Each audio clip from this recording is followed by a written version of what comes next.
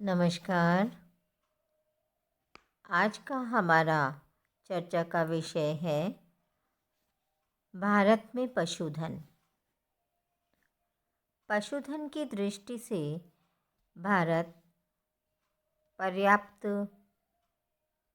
Rich माना जाता है, क्योंकि अगर हम देखें तो पशुधन से धनी होने का अपना एक अलग महत्व है।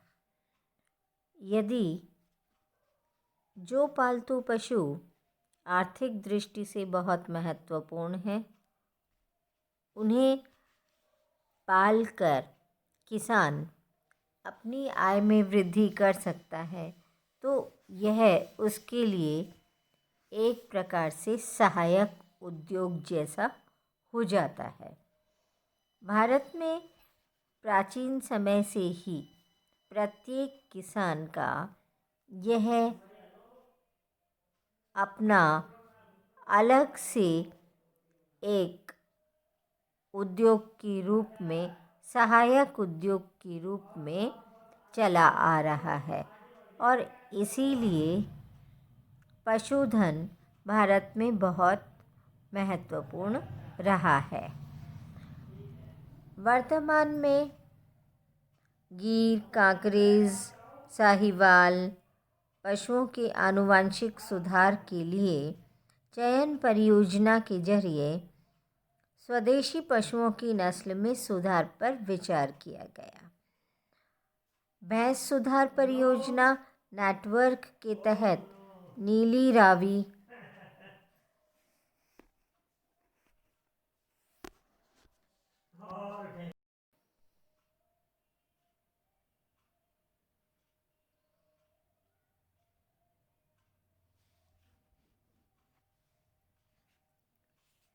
पशुधन के अंतर्गत गाय, भैंस, बकरी, भेड़, मुर्गी, मूल रूप से इनके साथ साथ मत्स्य पालन भी आता है।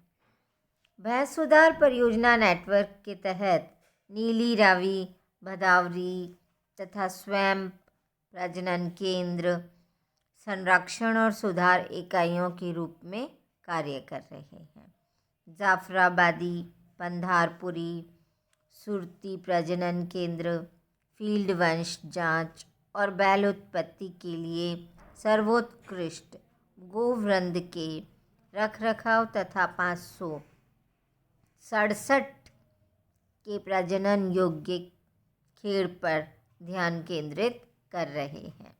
बकरी सुधार के बारे में अखिल भारतीय समन्वित अनुसंधान परियोजना 13 जनजातीय गांवों में चलाई जा रही है। इससे जनजातियों की आजीविका सुरक्षा बेहतर हुई है, क्योंकि बकरी जनजातियों और पूर्वोत्तर पर्वतीय क्षेत्रों के गरीबों की आय का प्रमुख स्रोत होता है। मुर्गी पालन के बारे में अखिल भारतीय समन्वित अनुसंधान परियोजना के तहत सभी 12 केंद्र स्थान विशेष ग्रामीण कुक्कुट नस्लों के विकास पर कार्य कर रहे हैं। पशुधन अपने आप में अनेक प्रकार से महत्वपूर्ण है। यह आय में वृद्धि के साथ साथ दुग्ध, मांस, ऊन और खाद्यान्न जैसे मछली, इनका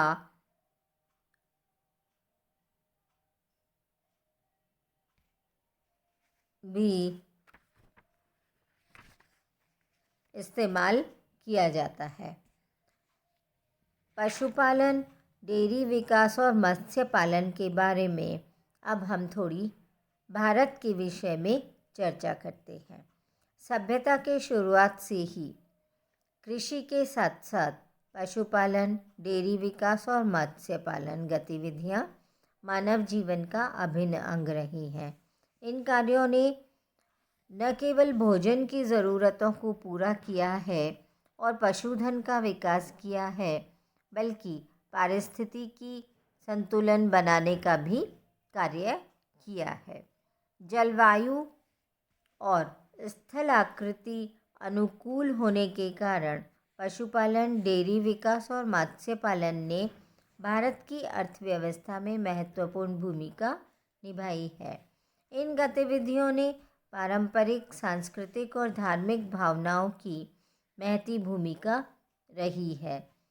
इसके कारण ग्रामीण, भूमिहीन, छोटे और हाशिए पर रहने वाले किसान, महिलाओं के लिए रोजगार के अवसरों में भी वृद्धि हुई और साथ ही लाखों लोगों को सस्ता और पौष्टिक भोजन भी उपलब्ध हो सका है। पशुधन उत्पाद और कृषि का आपस में गहरा संबंध है। दोनों क्षेत्र एक दूसरे पर आश्रित हैं, समग्र खाद्य सुरक्षा से भी जुड़े हुए हैं। भारतीय अर्थव्यवस्था के लिए पशुधन क्षेत्र कृषि जगत का सबसे महत्वपूर्ण उपक्षेत्र भी माना जा सकता है। यह अधिकांश किसानों के जीविकोपार्जन से जुड़ा है और कृषि को कई स्तरों पर मदद करता है। घर परिवारों के स्वास्थ्य और पोषण में महत्वपूर्ण भूमिका निभाता है। आय में वृद्धि, रोजगार के अवसरों को प्रदान करना और अंततः ज़रूरत के समय मवेशी बैंक के तौर पर भी काम आता है। यह पूरक उपक्रम भी की भूमिका भी निभाता है। भारत के पास पशुधन और मुर्गी पालन की विशाल संपदा है, जिसकी ग्रामीणों की सामाजिक आर्थिक स्थिति सुधारने में बड़ी भूमिका होती है। 19वें पशुधन गणना के अनुसार देश में करीब 300 मिलियन गायें, 65.07 मिलियन भेड़ें, 135 मिलियन बकरियां और लगभग 10.3 मिलियन शूकर हैं। पशुधन उत्पाद के विषय में जब हम बात करें तो पशुधन उत्पाद और कृषि दोनों जुड़े हुए हैं और समग्र खाद्य सुरक्षा के लिए दोनों बेहद ज़रूरी हैं। केंद्रीय सांख्यिकी कार्यालय के अनुमान के अनुसार 2015-16 के दौरान पशुधन क्षेत्र की मौजूदा उत्पाद दर 5,91,691 करोड़ रुपए रही, जो कि कृषि और संबंधित क्षेत्रों के उत्पाद की 28.5% है। भारत दुग्ध उत्पादन में दुनिया का सबसे बड़ा उत्पादक बना हुआ है। पशुधन की उत्पाद क्षमता को बढ़ाने के लिए अनेक नए कदम उठाए गए हैं। दुग्ध उत्पादन में वृद्धि करना और दूध से बने हुए अन्य प्रकार की वस्तुओं का निर्माण करना इसमें शामिल है। 2016-17 और 17-18 में दूध का उत्पादन क्रमशः 165.4 मिलियन टन और 176.3 मिलियन टन था।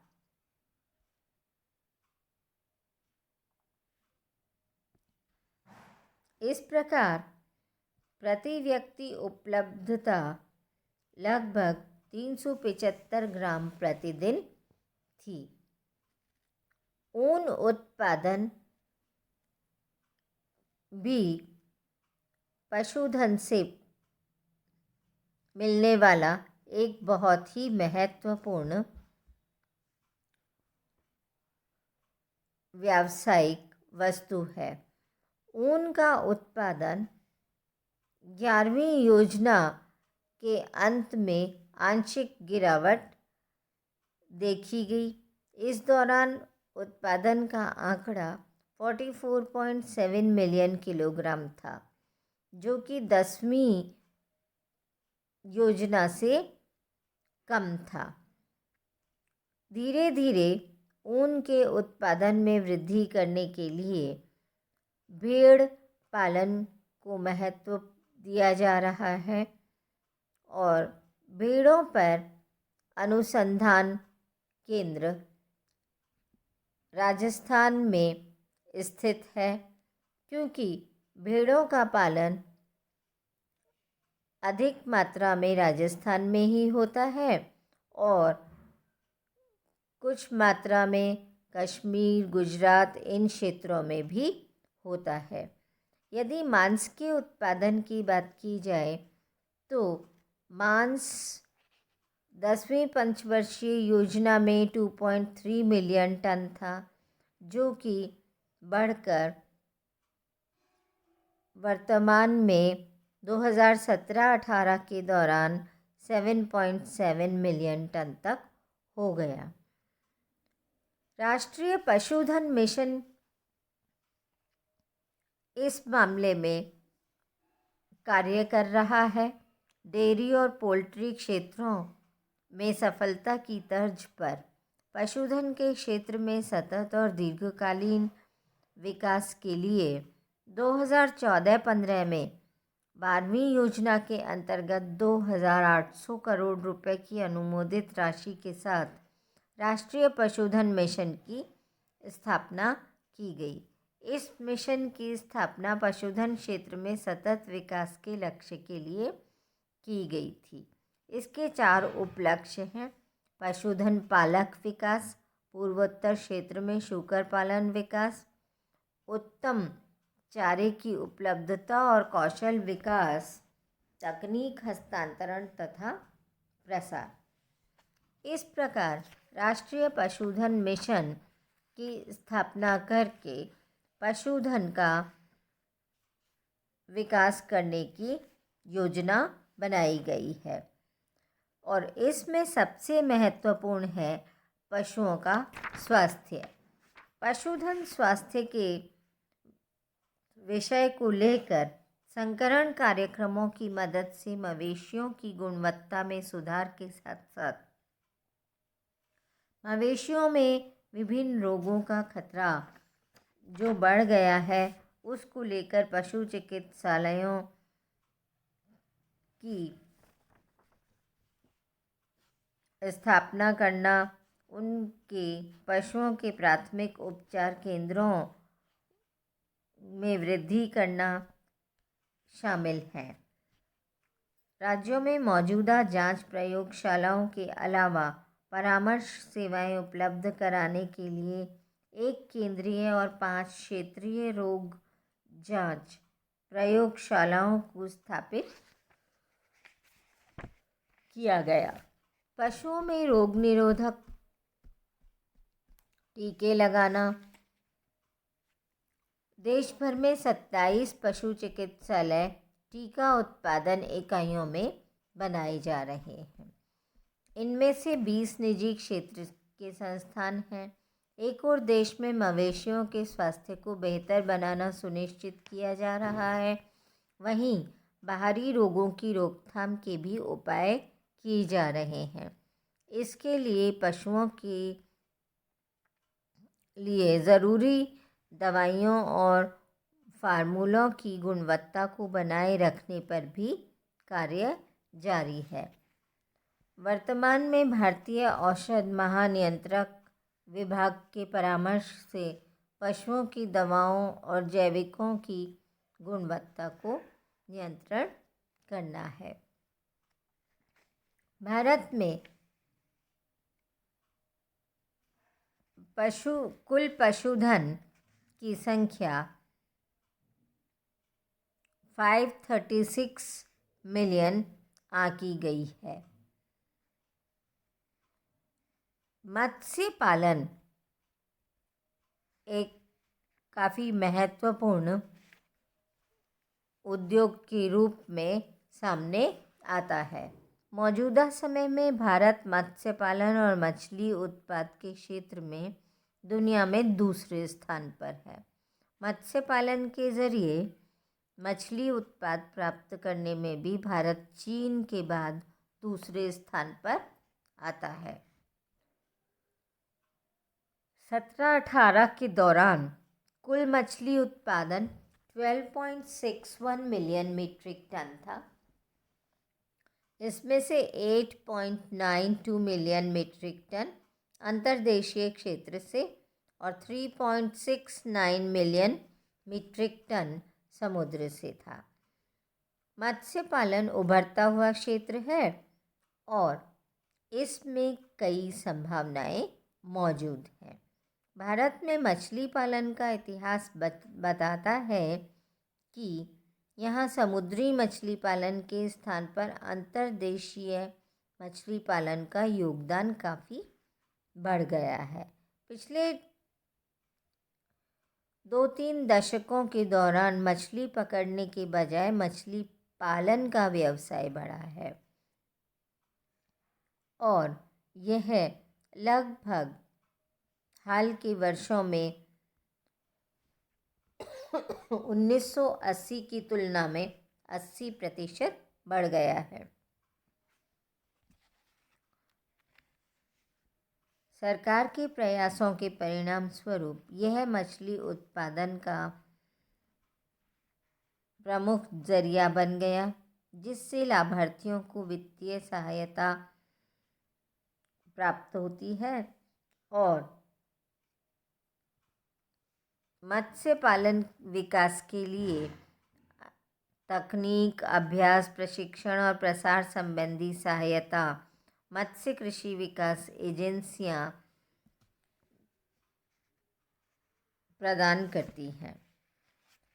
इसके अतिरिक्त पोल्ट्री उत्पाद, कुक्कुट पालन भी एक अच्छा सहायक धंधा माना जाता है।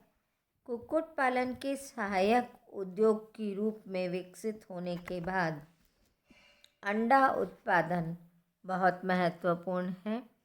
पोल्ट्री उत्पाद भोजन के मुख्य अंग के रूप में काम में लिया जाता है। पिछले 4 दशकों में देश में पोल्ट्री उत्पादों में अभूतपूर्व वृद्धि हुई है। इसका मूल कारण अत्याधुनिक तकनीकी आविष्कारों के आधार पर इस क्षेत्र का गैर वैज्ञानिक से कॉमर्शियल उत्पाद तंत्र की श्रेणी में जा पहुंचना रहा है। मौजूदा समय में पोल्ट्री उत्पाद 729.21 मिलियन टन्स है। अंडों का जो उत्पाद है उसकी संख्या 729.21 मिलियन है। इस प्रकार अंडों की उपलब्धता का आंकड़ा काफ़ी बड़ा है। देश में अनेक वर्षों तक मैरीकल्चर का भी प्रयोग होता रहा है। मैरीकल्चर अर्थात सागरीय कृषि, यह सी फूड उत्पन्न करने का एक नया तरीका है।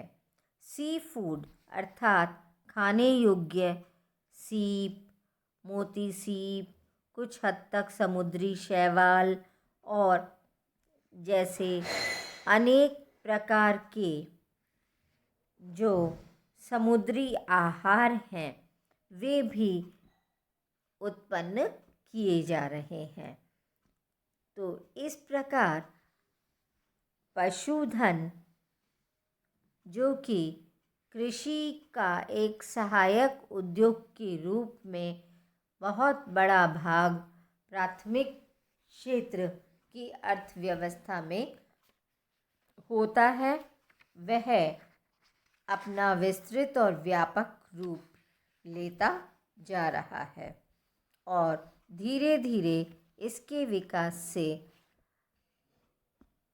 हमारे किसानों की आय में वृद्धि होगी और नए रोजगार के अवसर भी उत्पन्न होंगे। धन्यवाद।